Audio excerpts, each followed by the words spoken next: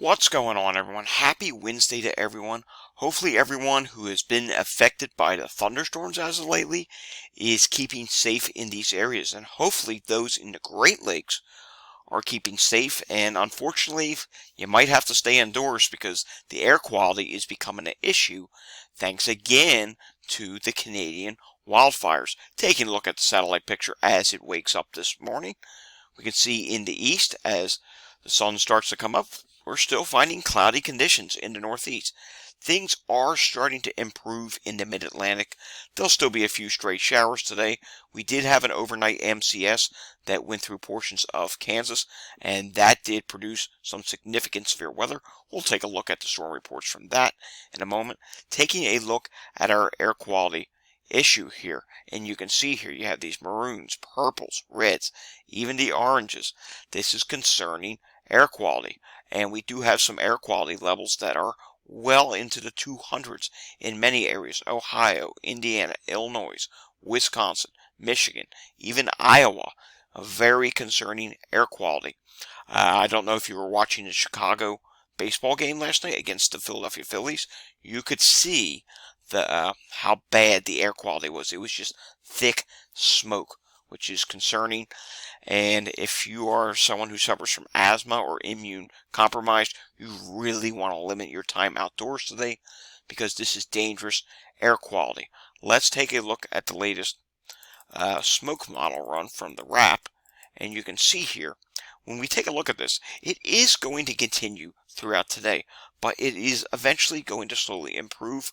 Unfortunately, some of this is going to shift southeast, so places like DC, Baltimore, Philadelphia, maybe New York City, and upstate New York, you'll get a piece of this, but it is not going to be as extreme as what's going on over in the area of Chicago or Detroit or Milwaukee. But air quality, it is going to decrease along the northeast corridor. And then tomorrow we expect it to continue. Buffalo may continue to see some air quality issues tomorrow. Taking a look at the national hazards map, you can see those air quality alerts. They're up for a large portion of the Great Lakes and even down into the mid-Atlantic. In the south, the heat continues. You're going to see extreme heats near record values across portions of Texas. Advancing now over to the latest radar picture. Quieter conditions this morning. We do have some showers that are moving over Wisconsin, Mississippi, and Iowa. Wouldn't surprise me if there was a report or two of acid rain just because all that smoke is in the air. You're going to see another day of showers in the northeast today. Places like Maine, Boston. You will see showers and thunderstorms. You are seeing some showers now. Finally, this upper level low is going to push east, and places like the mid-Atlantic, I would say Philadelphia on north, this is your last day for showers. Tomorrow is going to be a much better day before, yes, things are going to get unsettled again over the weekend. The humidity is going to come back in the northeast as well. Taking a look at the Storm Prediction Center, let's take a look at the storm reports first. You can see here, there was quite the number of storm reports across Kansas, and even down into Oklahoma. We had some really big hail reports and even high wind reports. Look at this. In Bridgeport, this is in Nebraska, tennis ball size hail was reported in this area. So that is just extremely significant. And in Kansas, places like Harvey, Kansas, Harvey County, and Burton, 80-mile-per-hour winds were reported. So this was definitely a strong mesoscale convective system yesterday. Plus, you had the severe weather up in Nebraska and in South Dakota as well. Let's take a look at today's severe weather threat. And we can see there is a slight risk for portions of Wisconsin for today. There could be an isolated tornado, a wind threat, and even a hail threat as well. Moving on to day 2. There's a slight risk up for portions of the Midwest, Illinois being epicenter of that, where there is 5% chance of tornado, there is a wind threat, and also a hail threat. This could potentially become a mesoscale convective system, so we'll have to watch and see what becomes of that. Day 3, there's yet another severe weather threat. One marginal risk for portions of Kansas and portions of Nebraska, and a slight risk from Indiana through Ohio, northern Kentucky, and portions of West Virginia. Taking a look now at the latest excessive rainfall forecast, and we can see here there are a few marginal areas, one in the northeast, a couple in the Great Lakes, one in the northwest. We're not terribly concerned today about flooding, at least not as much as we were the past couple of days. And over the next 3 days, yes, day 3 there could potentially be an upgrade to a slight risk within this large marginal area that's ongoing from the Midwest into the plains. And let's take a look at the National Hurricane Center. Here's what's left of Cindy. Remnants of Cindy, 0% chance over the next 2 days. Then we take a look at the next 7 days. We can see there are 2 different disturbances here. Neither of them look terribly impressive at this time. And you can see here, everything is very disorganized. But we do have this wave train that is coming off of the African coast. As of right now, it is not expected to do anything. But maybe over the next couple of weeks, we'll have to start watching that. All right, let's take a look at the NAM model for today. And you can see the NAM. It is, again, showing some showers across Philadelphia and New York City. And again, in the Northeast, you could even have a few thunderstorms like Boston, maybe up into Burlington, Vermont. But really, this is the last day for New York City on south. You will have a repeat of showers again tomorrow up in the Northeast. And looking across the rest of the country, we do see this MCS that does get going tomorrow across places like Indianapolis, Cincinnati. You should watch out. Columbus, maybe. But it's not going to be long-lived. Once it gets down into West Virginia and Kentucky, it does start to lose its energy. Then we watch again on Friday, as there could be another MCS. That one has potential to maybe make it into North Carolina. Let's take a look at the GFS here. We'll take a look at the GFS for the next several days, and you can see as we get into the weekend, in the Northeast, places like Pittsburgh, State College, Pennsylvania, Philadelphia, even much of New York State, the showers and thunderstorms come back. Nashville, Tennessee, showers and thunderstorms for you.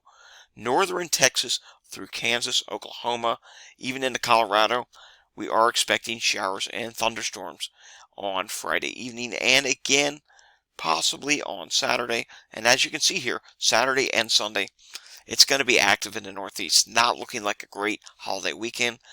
There will be breaks. It's not going to be a total washout, but just be mindful. There could be showers and thunderstorms. And the GFS, for whatever reason, is showing a system that stalls over the Mid-Atlantic and Northeast next week. I'm not necessarily buying that, because as you can see here, this is 4th of July evening, next Tuesday evening. It's stalling there. Watch what happens when we go to the Canadian model. Canadian model, for the most part, is dry. Maine and Vermont and New Hampshire do get some showers, but you don't see a stalled system. You will have more systems that pop up down the line, but I don't think we're going to see a system, at least not at this point, that sits and stalls like the GFS shows. Let's take a look at temperatures for today. And as you can see, widespread 100s across Texas, and from Georgia on westward, 90s, even 100s up into Oklahoma and Kansas. So it is going to be a very hot day. Heat indexes are going to be well above 100 to 100 and maybe as high as 115 in some places. Continuing on here, another hot day tomorrow and Friday, and eventually some of this heat and humidity will make its way northeastward. You can see as we make it into the weekend, this is on the European model, and into next week, you can see mid-80s do get up to about Philadelphia, but the rest of the Northeast, like Maine and Boston, you're looking at a relatively slightly below average holiday weekend. Temperatures will be in the low to mid 70s, so that's great temperature wise. But unfortunately, you're going to have the humidity and you're going to have some shower and thunderstorm activity with that. And as we move into next week, yes, the heat continues in the south. Maybe not as extreme, but it's going to continue. As for you folks on the West Coast, I didn't forget about you. Let's just backtrack here. The West, portions of California are going to be extremely hot, and even portions of the Pacific Northwest as well. Take a look at this. Very hot weather. Up in Canada, not doing too bad. Canada, you will have some mid-80s across the central region, but for the most part, Canada will not be doing too bad heat-wise. Unfortunately, we cannot add much in the way of rainfall for you to help with the wildfire situation, and that's something that is terribly concerning. You can see I'm running through the GFS here, and yes, that continues to be a concern. We will get an update on the drought situation tomorrow. I suspect the Mid-Atlantic region, like especially Pennsylvania, you're going to see a huge reduction in the amount of drought being shown on here. It has been super wet as lately. We still have drought concerns in Texas and the plains, and unfortunately, I think that's going to just grow again, because the heat and humidity, it's real, it's extreme. Let's take a look at the expected precipitation over the next 1 through 7 days, and yeah, it's looking wet in the Northeast again because of that weekend event, and you can see here, from the Central Plains through the Ohio Valley, you also find another area where it is going to be wet. The West Coast, relatively dry. Let's take a look at the 6 to 10 day temperature outlook. Slightly above average in the Northeast, slightly above average in the Southeast, below average in the Central Plains, above average for much of the West Coast. 8 to 14 day outlook is slightly different. You can see slightly below average in the West Coast, and the plains up through the Rockies, you do have slightly below average, above average continuing in the Southeast, above average in the Northeast, near normal in between, and precipitation, a large portion of the country from about the Mississippi River on east, even portions of the Rocky Mountains, are going to be relatively above average precipitation.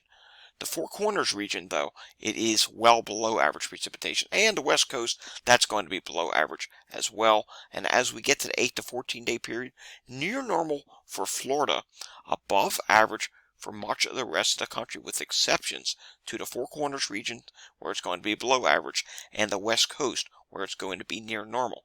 If I could show this for Canada, we're looking at near normal to slightly below average precipitation. Unfortunately, not much relief for the wildfire activity. Alrighty, folks, that does it for today's climate update. We will have another climate update again tomorrow. If you enjoyed this video, give it a thumbs up. If you want to see more content like this, subscribe to my channel down below.